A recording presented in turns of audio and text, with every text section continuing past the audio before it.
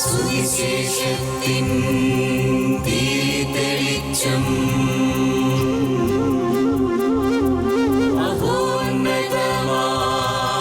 ആത്മാർപ്പണം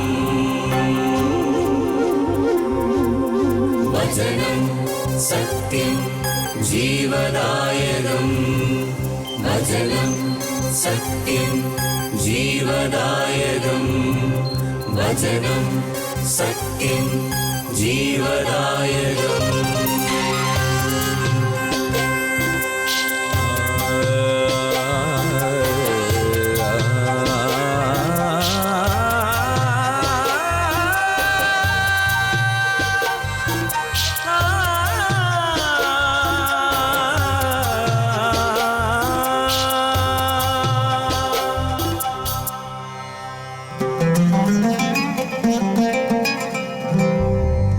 അധ്വാനിപ്പവർ തൻ സിരകളിലൊഴുകും ജീവൻ പകരും ദിവ്യഭോജനം.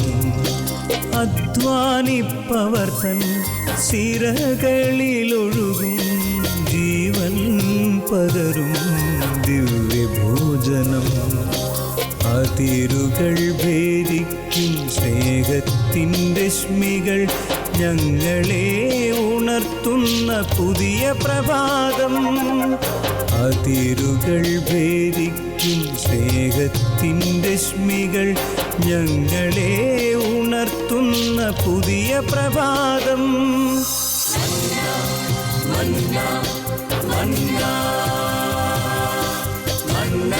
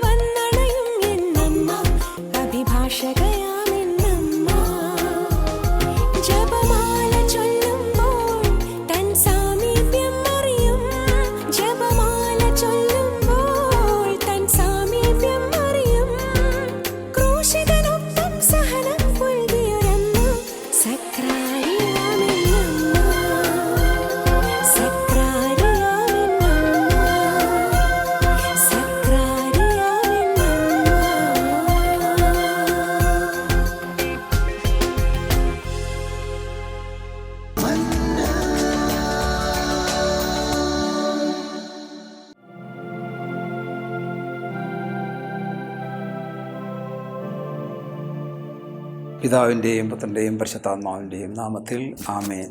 മിശിഹായിൽ പ്രിയപ്പെട്ട സഹോദരി സഹോദരന്മാരെ, എല്ലാവർക്കും ഈശോയുടെ നാമത്തിൽ സ്വാഗതം ആശംസിക്കുകയാണ്. ഇന്ന് നമ്മൾ ചിന്തിക്കുന്ന തിരുവചന ഭാഗം ലൂക്കാസ് സുവിശേഷം 1-ാം അധ്യായത്തിൻ്റെ 28-42 തിരുവചന ഭാഗങ്ങളാണ്.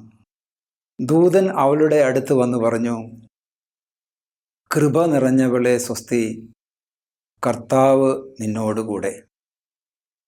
42-ാമത്തെ തിരുവചനം നമ്മളിങ്ങനെ വായിക്കും, നീ സ്ത്രീകളിൽ അനുഗ്രഹീതയാണ്, നിന്റെ ഉദരഫലവും അനുഗ്രഹീതം. വാനദൂതന്മാരുടെ ഗണത്തിൽ പ്രധാനികളിൽ ഒരാളായ ഗബ്രിയേൽ മാലാഖ പരിശുദ്ധ കന്യകാമറിയത്തിൻ്റെ മുമ്പിൽ വന്ന് താണു വണങ്ങിക്കൊണ്ട് പറഞ്ഞ വാക്കുകളാണിത്. ദൈവത്തിൻ്റെ വചനം. വിശുദ്ധ തോമസ് അക്വീനാസ് പറയും, വാനദൂതന്മാരിൽ ആരും ഒരിക്കലും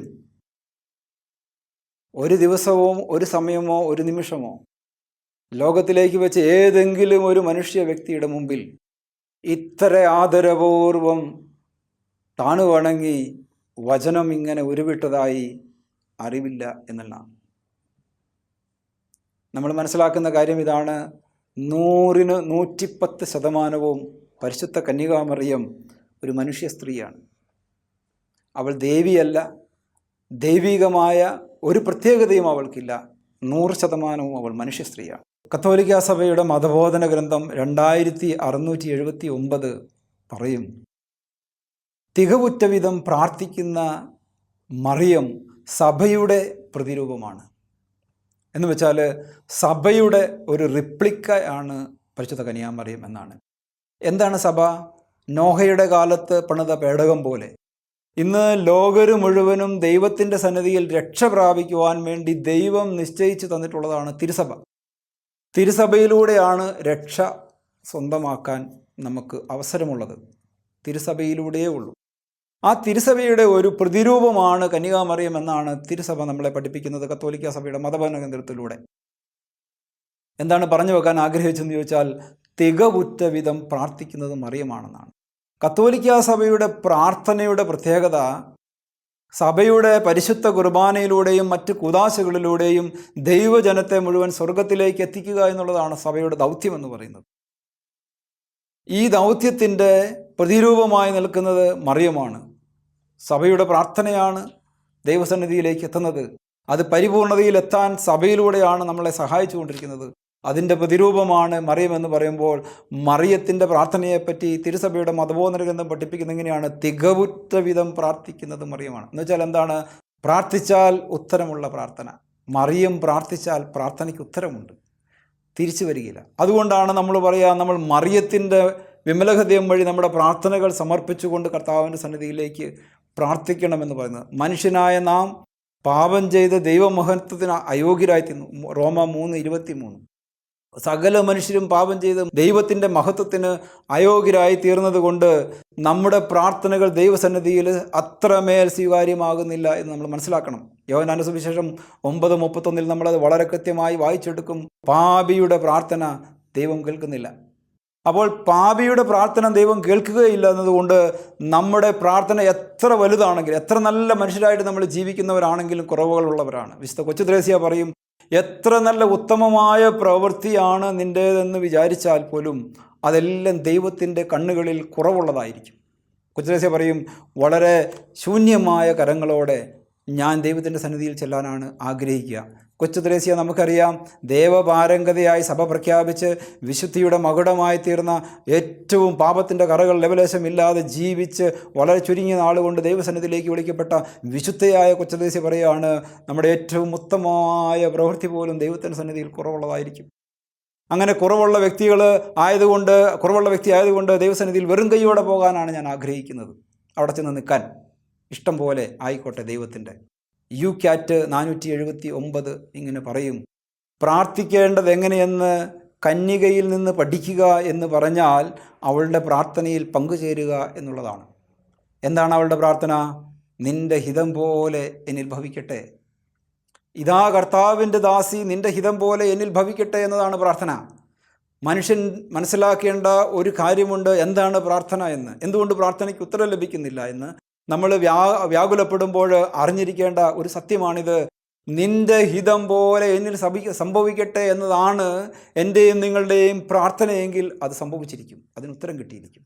കാരണം ദൈവത്തിന് എൻ്റെ മേൽ അവകാശമുള്ള കാര്യം, ദൈവം എൻ്റെ മേൽ ആഗ്രഹിക്കുന്ന കാര്യം സാധിച്ചെടുക്കുന്നതിന് വേണ്ടി ഞാൻ ദൈവത്തിൻ്റെ മുമ്പിൽ എന്നെ തന്നെ പൂർണ്ണമായി സമർപ്പിക്കുന്നതാണ്. ഇതാ കർത്താവിൻ്റെ ദാസി, എന്നെ തന്നെ പൂർണ്ണമായി ദൈവ തിരുമനസ്സിന് വിട്ടുകൊടുക്കുകയാണ്. ഇനിമേൽ എൻ്റെ ആഗ്രഹങ്ങളില്ല, എൻ്റെ ഇച്ഛകളില്ല, എൻ്റെ ജീവിതം കർത്താവ് ആഗ്രഹിക്കുന്നത് പോലെ മതി എന്ന് എപ്പോഴൊക്കെ എനിക്കും നിങ്ങൾക്കും തീരുമാനിക്കാൻ സാധിക്കുന്നോ അപ്പോൾ ദൈവത്തിൻ്റെ പ്രവൃത്തികൾ നമ്മുടെ ജീവിതങ്ങളിൽ നമുക്ക് കാണാൻ സാധിക്കുമെന്നാണ് അതിൻ്റെ അർത്ഥം.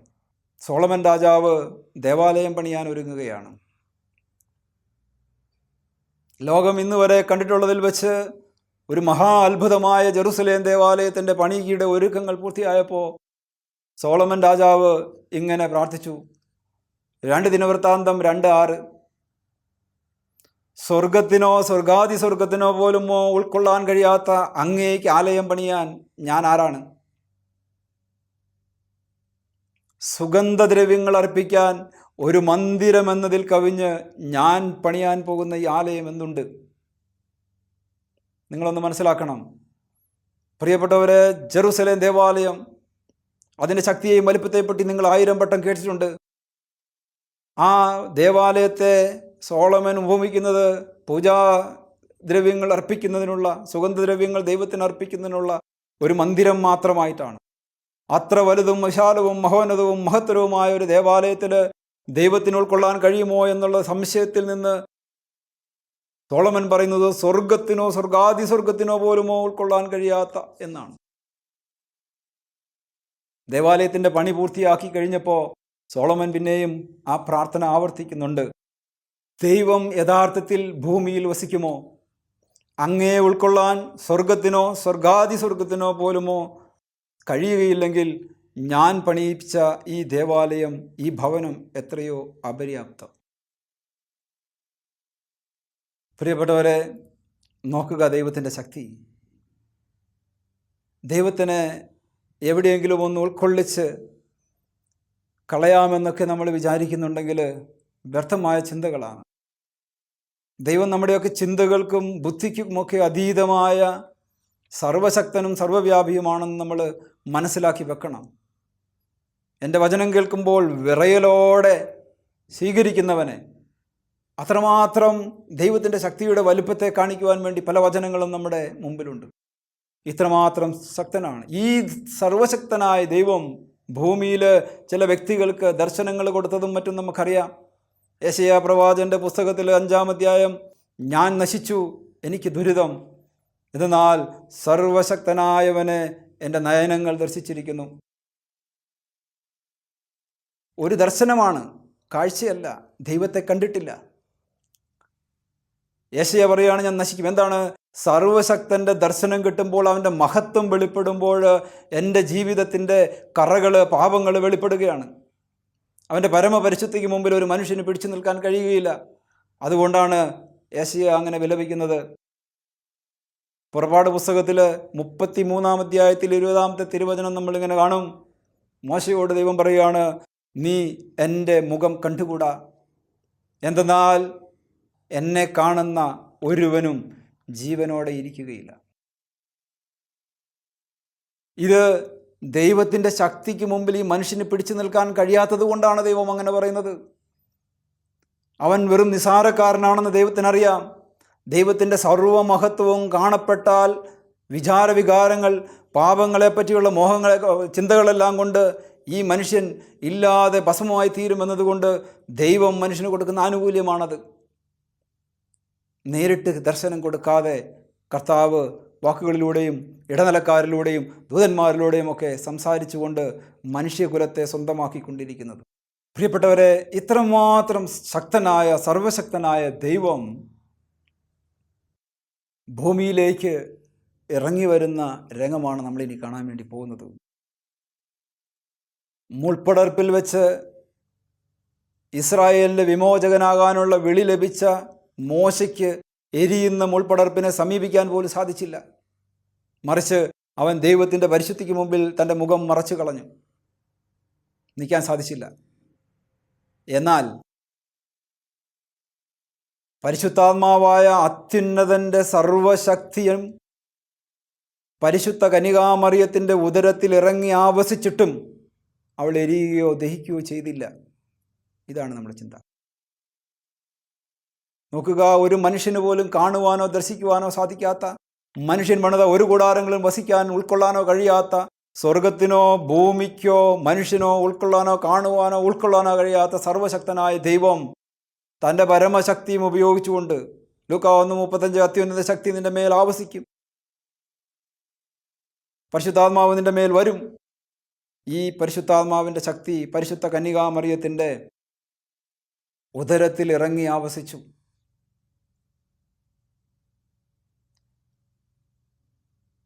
ഇതാണ് പരിശുദ്ധ കന്യകാമറിയത്തിൻ്റെ പ്രത്യേകത.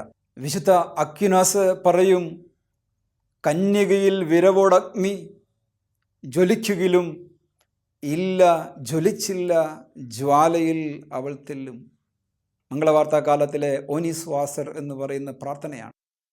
കന്യകയിൽ വിരവോടഗ്നി ജ്വലിക്കുകിലും ഇല്ല, ദഹിച്ചില്ല, ജ്വാലയിൽ അവൾ തെല്ലും. ഇല്ലാതായി പോയില്ല അവൾ.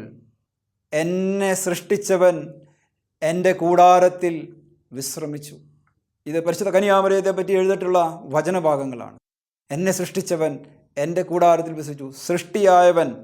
സൃഷ്ടിയായവളുടെ ഉള്ളിൽ സൃഷ്ടാവായി ദൈവം ഇറങ്ങി വസിച്ചു. എൻ്റെ രക്ഷ ലോകത്തിൻ്റെ അതിർത്തികൾ വരെ എത്തുന്നതിന് നിന്നെ ലോകത്തിൻ്റെ പ്രകാശമായി ഞാൻ നൽകും. ദൈവത്തിൻ്റെ പ്രകാശത്തെ അന്ധകാരം നിറഞ്ഞ് ലോകത്തിലേക്ക് എത്തിക്കുവാൻ വേണ്ടി ദൈവം തിരഞ്ഞെടുത്തവളാണ് കന്യകാമറിയമെന്ന് നമ്മൾ മനസ്സിലാക്കണം. അറിവില്ലായ്മ കുന്നുകൂടി എല്ലാ വിശ്വാസ സത്യങ്ങളെയും തകിടം മറിക്കുന്ന ഒരുപാട് കാര്യങ്ങൾ നമ്മുടെ ഇടയിൽ വ്യാപരിക്കുമ്പോൾ പ്രിയപ്പെട്ടവരെ ശ്രദ്ധയുള്ളവരായിരിക്കണമെന്ന് ഈ സമയത്ത് നമ്മൾ ഓർക്കേണ്ടതുണ്ട്. റോമ 11:16 വേര് പരിശുദ്ധമെങ്കിൽ ശാഖകളും അങ്ങനെ തന്നെ. വെളിപാട് പുസ്തകം 12-ാം അധ്യായം 1-ാം തിരുവചനം, സൂര്യനെ ഉടയാടയാക്കിയ സ്ത്രീ, അവളുടെ പാദങ്ങൾക്കടിയിൽ ചന്ദ്രൻ, ശിരസിൽ 12 നക്ഷത്രങ്ങൾ. നോക്കുക, പരിശുദ്ധ കന്യകാമറിയത്തെ പറ്റി നമ്മൾക്കറിയാം. 10,000 സൂര്യനേക്കാൾ തേജസ്സോടുകൂടിയ കണ്ണുകളുള്ള ദൈവം, 10,000 സൂര്യനേക്കാൾ പ്രകാശമുള്ള ദൈവത്തിൻ്റെ ശക്തിയെപ്പറ്റി, അവിടുത്തെ പരിശുദ്ധിയെപ്പറ്റി നമ്മൾ ധ്യാനിച്ചപ്പോൾ നമ്മൾ തിരിച്ചറിയുന്ന ഒരു കാര്യമുണ്ട്. ഈ പരമപരിശുദ്ധനായ 10,000 സൂര്യനേക്കാൾ പ്രകാശമാനമായ ഈ ദൈവത്തെ ഉൾക്കൊള്ളുവാൻ വേണ്ടി, സ്വന്തമാക്കുവാൻ വേണ്ടി, അവൻ്റെ ഉദരത്തിലേക്ക് കൊണ്ടുവരുവാൻ വേണ്ടി, തൻ്റെ ഉദരത്തിലേക്ക് കൊണ്ടുവരുവാൻ വേണ്ടി ദൈവം നിശ്ചയിച്ച പ്രകാശിനിയാണ് പരിശുദ്ധ കന്യകാമറിയം. വചനം സാക്ഷിക്കുന്നത് ഇങ്ങനെയാണ്: സൂര്യനെയാണ് അവൾ ഉടയാടയാക്കിയിരുന്നത്. അവളുടെ പാദങ്ങൾക്കടിയിൽ ചന്ദ്രൻ, ശിരസിൽ 12 നക്ഷത്രങ്ങൾ. ഗാലക്സിയൊക്കെ എന്നൊക്കെ നമ്മൾ പറഞ്ഞ് അത്ഭുതം കൂറാറില്ലേ? പരിശുദ്ധ കന്യകാമറിയത്തിന് മുമ്പിൽ ഗാലക്സികളൊക്കെ വെറും നിസ്സാരമാണെന്ന് തോന്നും. അത്രമാമേൽ പ്രകാശത്തിൽ പൂർണ്ണതയിലാണ് അവൾ സൃഷ്ടിക്കപ്പെട്ടത് എന്ന് നമ്മൾ തിരിച്ചറിയണം. അതോടുകൂടി കഴിഞ്ഞില്ല പ്രിയപ്പെട്ടവരെ. ഈ ദൈവം എന്തിനാണ് പരിശുദ്ധ കന്യകയെ ഇങ്ങനെ ഒരു ആവാസം നടത്തിയതെന്നും കൂടി നമ്മൾ തിരിച്ചറിയേണ്ടതുണ്ട്. അതായത് മനുഷ്യന് ദർശിക്കാനാകാതിരുന്ന ദൈവത്തിൻ്റെ മഹത്വം മനുഷ്യരുടെ ഇടയിലേക്ക് ഇറങ്ങി വരുവാൻ വേണ്ടി ദൈവം തിരഞ്ഞെടുത്തതാണ് പരിശുദ്ധ കന്യകാമറിയത്തെ. അവൻ ദൈവത്വത്തിൽ നിന്ന് മനുഷ്യത്വത്തിലേക്ക് ചെറുതായി അവൻ മനുഷ്യനായി അവതരിച്ച് മനുഷ്യരോട് കൂടെ വസിക്കുവാൻ വേണ്ടി കന്യകാമറിയത്തെ ഉപകരണമാക്കി തിരഞ്ഞെടുത്തു. ഈശോയ്ക്ക് അല്ലെങ്കിൽ ദൈവത്തിന് മനുഷ്യ മക്കളോട് കൂടെ വസിക്കണമായിരുന്നു. അങ്ങനെ മനുഷ്യ മക്കളോടൊത്ത് വസിക്കുവാൻ വേണ്ടി ഇറങ്ങി വന്ന ദൈവം, ആ ദൈവത്തിൻ്റെ ആഗ്രഹം അതോടെ പൂർത്തിയായില്ല. ദർശിക്കാൻ കഴിയാതിരുന്ന മനുഷ്യനെ, ദൈവത്തെ ദർശിക്കാൻ കഴിയാതെ വിഷമിച്ച മനുഷ്യനെ സ്വന്തമാക്കുവാൻ വേണ്ടിയാണ് ദൈവം ഈ ത്യാഗം സഹിച്ചതെന്നും കൂടി നമ്മൾ മനസ്സിലാക്കണം. മനുഷ്യനോളം ചെറുതാവുക ദൈവത്തിന് അത്ര നിസ്സാരമായ കാര്യമല്ല. അവൻ മനുഷ്യനോളം ചെറുതായി, എന്നിട്ട് അവൻ കുരിശിൻ്റെ ബലിയിലേക്ക് നടന്നു കയറിയിട്ട് കുരിശിൽ അപ്പമായി തീർന്നുകൊണ്ട് അവൻ മനുഷ്യൻ്റെ ഉള്ളിലേക്ക് വന്നു. മനുഷ്യന് ദർശിക്കാൻ കഴിയാതിരുന്ന, സമീപിക്കാൻ കഴിയാതിരുന്ന, ആർക്കും ഉൾക്കൊള്ളാൻ കഴിയാതിരുന്ന സർവ്വശക്തനായ ദൈവം മറിയത്തിലൂടെ രൂപാന്തരം പ്രാപിച്ച് മനുഷ്യൻ്റെ കൂടെ വസിച്ച് മനുഷ്യൻ്റെ ഉള്ളിലായി അവനെ സ്വന്തമാക്കി എന്ന് നമ്മൾ തിരിച്ചറിയുകയാണ്. അപ്പോൾ ദൈവം ഇന്ന് എന്നിൽ വസിക്കുന്നു. എനിക്ക് ദർശിക്കാൻ പോലും കഴിയാതിരുന്ന, സമീപിക്കാൻ കഴിയാതിരുന്ന ദൈവം ഇന്ന് എന്നിൽ വസിക്കുന്നു. എന്നോട് കൂടെയാണ്. അവൻ എന്നിൽ വസിച്ചുകൊണ്ട് എന്നെ സ്വന്തമാക്കിയിരിക്കുന്നു എന്ന് ഈ രഹസ്യം നമ്മൾ മനസ്സിലാക്കണം. ഇതിന് കാരണബോധിയായത് പരിശുദ്ധ കന്യകാമറിയമാണ്. അതിനാൽ അവൾ പരിശുദ്ധയാണ്. ദൈവമാതാവാകാനുള്ള എല്ലാ യോഗ്യതകളും അവൾ സംശീകരിച്ചിരുന്നു എന്ന് നമ്മൾ തിരിച്ചറിയുകയും ചെയ്യുന്നു. ഈ വചനഭാഗങ്ങൾ, ഈ ചിന്തകൾ നമ്മളെ പരിശുദ്ധ അമ്മയെ സ്വന്തമാക്കുവാനും അമ്മയോടൊത്ത് പ്രാർത്ഥിക്കുവാനും ജീവിക്കുവാനും സഹായമാകട്ടെ എന്ന് പ്രാർത്ഥിക്കുന്നു. ആമേൻ. കുരിശ് രക്ഷയുടെ അടയാളമാണ്. സ്നേഹത്തിൻ്റെയും പങ്കുവെക്കലിൻ്റെയും മഹത്തായ അനുഭവം. ആ വലിയ രക്ഷയുടെ സാന്നിധ്യം നമ്മുടെ ജീവിതത്തെ സമ്പൂർണ്ണമാക്കട്ടെ. ഏവർക്കും ക്രിസ്തു സ്നേഹവും സമാധാനവും നേരുന്നു. പ്രാർത്ഥനയിൽ നമുക്ക് പരസ്പരം ഓർമ്മിക്കാം. നിങ്ങളുടെ അഭിപ്രായങ്ങളും നിർദ്ദേശങ്ങളും ഞങ്ങളെ അറിയിക്കാൻ മറക്കരുത്. eldroyvision.uae@gmail.com. ഞങ്ങളെ ഉണർത്തുന്ന പുതിയ പ്രഭാതം, അതിരുകൾ ഭേദിക്കും സ്നേഹത്തിൻ രശ്മികൾ. ഞങ്ങളെ ഉണർത്തുന്ന പുതിയ പ്രഭാതം. മന്ന